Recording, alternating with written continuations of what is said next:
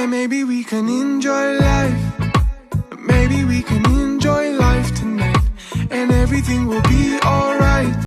Welcome to my channel live life happily. I hope आप सब लोग बहुत ही अच्छे होंगे। तो आज मैं आपके साथ एक नए टॉपिक के साथ आई हूँ।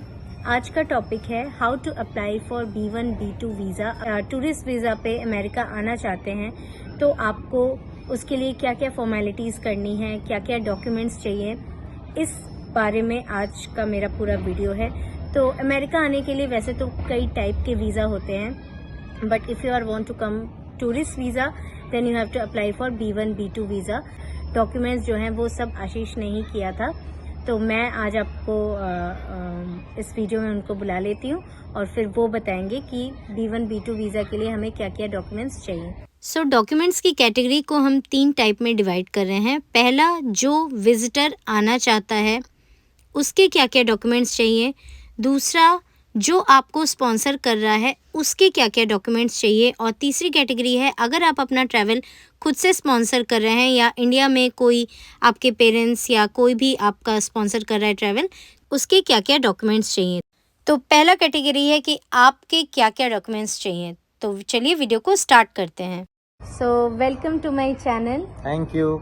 तो एक्चुअली मेरी मम्मा आई हुई हैं, तो उनका पूरा जो भी डॉक्यूमेंट्स का पूरा प्रोसेस था वो सब आशीष ने ही किया है, तो इसलिए इनसे बेटर और कोई नहीं होगा बताने के लिए। इसमें सबसे पहले इम्पोर्टेंट चीज़ ये है कि आपका कोई यूएस में रहता हो जो आपको B1 B2 के लिए एक तरह से स्पॉन्सर करे।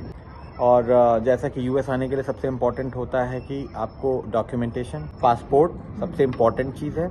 पासपोर्ट के साथ आपको कोई भी एक बैंक अकाउंट का सारा डिटेल, जिसमें 6 मंथ का आपका फाइनेंशियल सारा डिटेल्स होना चाहिए। कुछ लोग कहते हैं 5 लाख होना चाहिए अकाउंट में, कुछ लोग कहते हैं 10 लाख होना चाहिए। मैं कहता हूँ 5 लाख प्लस रखोगे तो आपको कोई प्रॉब्लम ऐसी नहीं आएगी। और 5 लाख प्लस और इंस्टेंटली वो अकाउंट में नहीं दिखना चाहिए कि हमने हफ्ते भर पहले किसी फ्रेंड से डलवाया, और वो पिछले 6 महीने रिकॉर्ड में रहना चाहिए, तो वो लगता है कि हाँ एक जेन्युइन पैसा उसमें पड़ा हुआ है। और उसके बाद आपका मतलब जिसको आना है उसका बैंक स्टेटमेंट, और अगर अगर किसी गवर्नमेंट सर्विस में है तो बहुत ही अच्छा है, उनकी गवर्नमेंट आईडी लग जाएगी, जिससे ये टाइप प्रूफ हो सकता है कि हाँ या तो जॉब करने के लिए या तो पेंशन लेने के लिए उनको वापस आना ही पड़ेगा। और अगर आपका कोई और सिबलिंग्स, भाई बहन वहाँ इंडिया में रहते हैं, मुझे इनकी वजह से आना ही है। प्लस प्रॉपर्टी पेपर जो भी आपका घर है इंडिया में। ऐसा नहीं होना चाहिए कि आपके पास कुछ भी नहीं है, तो ऐसा फील कर जाते हैं ना कि वो आप जाके वहाँ पे बस जाओगे, फिर कभी आओगे ही नहीं। पता है DS 160।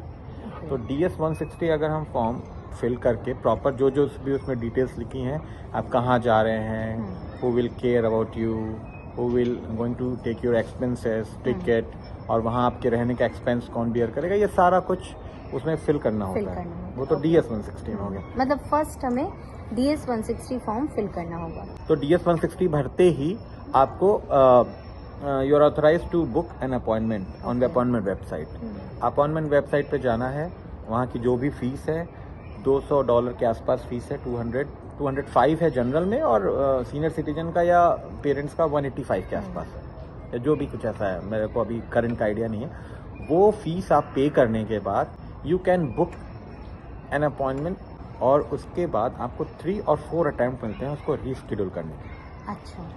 अगर आपको बहुत जल्दी नहीं है तो आप बुक कर लो, लेकिन आपको लगता है कि नहीं हमको नेक्स्ट 1 मंथ में 2 मंथ में चाहिए, तो आप एवरी डे आप ट्राई करते हो, आपको चेक करते रहना होगा, आप रीशेड्यूल कर सकते हो। हाँ, तो जैसे ही आपको डिजायर्ड डेट मिल जाती है आप उसको लॉक कर दो। DS 160 आप फिल करोगे तो आपको एक कंफर्मेशन पेज आ जाती है लास्ट में, वो लास्ट वाला confirmation page. From where I get DS 160? ये बहुत इजीली गूगल क्रोम पे आप जाके लिख दो कि DS 160 फॉर इंडिया, वो आ जाता है फॉर्म। अच्छा। उस फॉर्म को आप फिल करके और उस फॉर्म के अंदर सारी डिटेल्स डाल के और आप उसको सबमिट कर दोगे तो आपका वैसे ही एक कोड जनरेट हो जाएगा। जो भी मैं बोल रहा हूँ उसका ओरिजिनल भी चाहिए। ओरिजिनल तो रखना ही है, साथ ही साथ आपको copy he, by the way original भी मांग सकते हैं।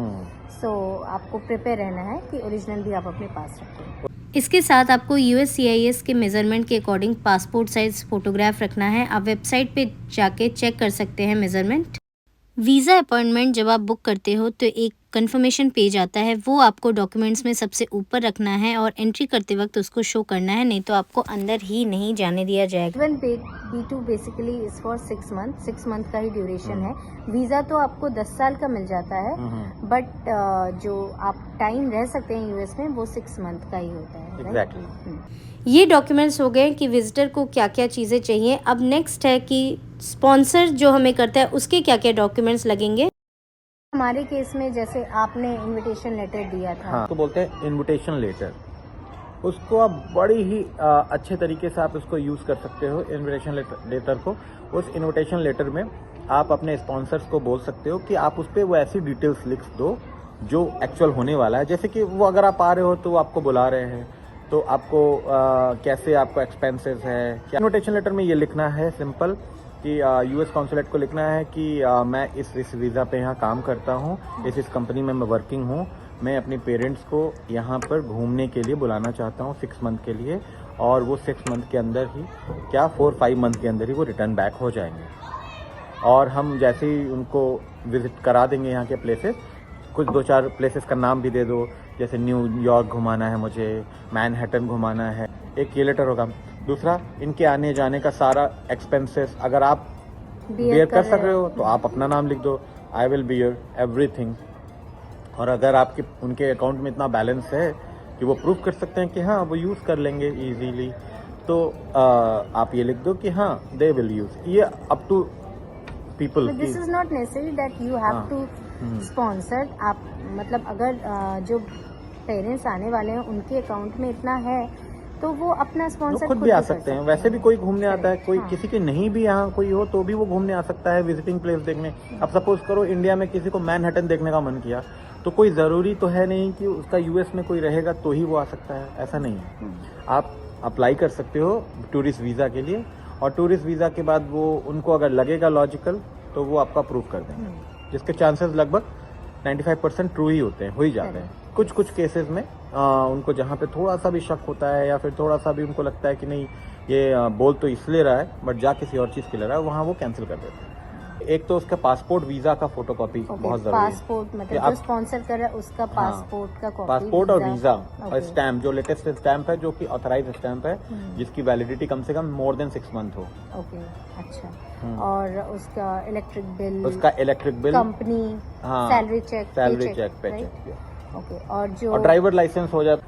तो जब आपने अपॉइंटमेंट बुक कर लिया, अपॉइंटमेंट बुक करने के बाद मेरी सजेशन ये है कि यूएस का कोई भी वीज़ा हो, अपॉइंटमेंट बुक करने के बाद you have to take your own preparation in front of mirror और इन फ्रंट ऑफ समबडी, कि आपको कैसे बात करनी है और क्या बात करनी है, और जो क्वेश्चन वो पूछेगा उसका क्या आंसर देना है।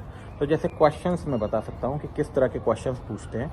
आप अपने बंच ऑफ डॉक्यूमेंट्स के साथ वहाँ पहुँच गए कॉन्सुलेट पे, विंडो पे आपको एक अमेरिकन लेडी मिलेगी या एक जेंट्स मिलेगा, वो आपसे पूछेगा कि आप कहाँ जा रहे हो। तो सबसे पहली चीज़, आप जहाँ जा रहे हो उसका नाम बिल्कुल बाकायदा याद रखो। तो स्पॉन्सर्स की डिटेल्स भी पूछ सकते हैं, जैसे कि लाइक उनका कंपनी पूछ सकते हैं, सैलरी पूछ सकते हैं, और ये सारी मतलब आपका क्या रिलेशन है जिसके यहाँ आप जा रहे हो। तो ये सारी चीज़ें जो नॉर्मल है वो आपको क्लियर रखनी है। और आपके एक्सपेंसेस कौन ले रहा है, आप खुद उठा रहे हो या फिर कौन बियर कर रहा है, ये 2-4 क्वेश्चन पूछेंगे। मतलब आपको थोड़ा घुमा सकते हैं कि आप 6 महीने में वापस आ जाओगे ना। और थर्ड कैटेगरी में आता है कि अगर आप अपना ट्रैवल खुद से स्पॉन्सर कर रहे हैं तो आपके पास क्या क्या डॉक्यूमेंट्स होने चाहिए। तो सबसे पहले तो वो आपका फाइनेंशियल अफोर्डेबिलिटी चेक करेंगे कि आपके अकाउंट में इतने पैसे हैं या नहीं कि आप यूएस जाके सरवाइव कर सकते हैं या घूमना चाहें तो घूम सकते हैं। ऐसा तो नहीं है कि आपके पास पैसा ही नहीं है और आप वहाँ नहीं रह पाएंगे, ये चीज़। और वो पैसा एक ऐसा नहीं कि आप वीज़ा बनवाने के लिए आपके पास सडनली कहीं से आ गया, वो ऐसा आपके अकाउंट में शो होना चाहिए कि हर महीने जॉब से या अगर आप कोई बिज़नेस करते हैं तो वो कंटिन्यू पैसा आना चाहिए, ये आपके स्टेटमेंट में शो होना चाहिए। दूसरा है intent to back to your country, मतलब अगर आपके पास इंडिया वापस जाने का कोई सॉलिड रीज़न है कि नहीं, मतलब आप जॉब करते हैं तो आपको इंडिया ज़रूर वापस जाना है, या तो आपके कोई सिबलिंग्स हैं, आपके पेरेंट्स हैं जिसकी वजह से आप वापस ज़रूर जाओगे। ऐसा उनको लगना नहीं चाहिए कि आप यूएस आके आप यहीं पे रहने वाले हो। तो ये सारी चीज़ें। तीसरा है, जब आप फ़्लाइट बुक करते हैं तो आप साथ ही साथ रिटर्न टिकट भी अगर करा लेते हैं तो उनके ऊपर एक अच्छा असर होगा कि चलो रिटर्न टिकट है, इट मीन्स कि ये इंडिया वापस जाने वाले हैं। तो यही सारी चीज़ें थी मोस्टली। हमने सारी चीज़ें कवर की कि B1 B2 वीज़ा के लिए आप वीज़ा कैसे अप्लाई कर सकते हैं, वीज़ा के लिए आपको क्या क्या डॉक्यूमेंट्स चाहिए, और जब आपका वीज़ा हो जाए, जब आपका अप्रूव हो जाए, फिर आपको आगे क्या क्या प्रोसेस करने हैं, ये सारी। एक चीज़ मैं आपको यहाँ पे कहना चाहूँगी, जब भी आप US के लिए जब आप बुकिंग करते हैं फ़्लाइट की, तो आप ट्राई करिए कि रिटर्न टिकट भी साथ ही साथ करो, क्योंकि वैसे तो कोई प्रॉब्लम नहीं है रिटर्न टिकट नहीं भी करते हैं तो, बट रिटर्न टिकट अगर आपके विजिटर वीज़ा के साथ, मतलब विजिटर के पास होती है, तो ये एक एक्स्ट्रा बेनिफिट होता है इमिग्रेशन के टाइम पे। When you landed to US, तब इमिग्रेशन में जब जो यहाँ का बंदा है वो देख लेगा कि आपके पास रिटर्न टिकट भी है, हो जाता है कि ठीक है, you are return back to India. और एक चीज़ और है कि ये वीज़ा 10 ईयर के लिए मिलता है। 10 ईयर एक बार अगर आपने अच्छे से दे दिया तो 10 साल तक आपको वीज़ा की ज़रूरत नहीं है US आने के लिए। और इनविटेशन लेटर भी आपको, invitation letter is very important, very important. तो जो अगर स्पॉन्सर कोई कर रहा है तो आप उनसे इनविटेशन लेटर ज़रूर ले लीजिए। और इनविटेशन लेटर सबसे पहले आप पासपोर्ट के साथ ही दे दीजिए, जिससे वो आपके जब वो क्वेश्चन पूछेगा ना वीज़ा पे, जब आप जाओगे तो जो बंदा होगा उसके क्वेश्चन करने का क्राइटेरिया बदल जाएगा। तो ये चीज़ है। तो आई होप हमने सारी पॉइंट्स आपको क्लियर किए। अगर आपको फिर भी कुछ पूछना है तो आप कमेंट में ज़रूर बताना, और अगर आपको हमारा वीडियो अच्छा लगे और किसी टॉपिक पे आपको इन्फॉर्मेशन चाहिए तो प्लीज़ कमेंट में बताइए, एंड प्लीज़ मेरे चैनल को लाइक, शेयर और फॉलो ज़रूर कीजिएगा। Bye bye. Thank you, bye bye.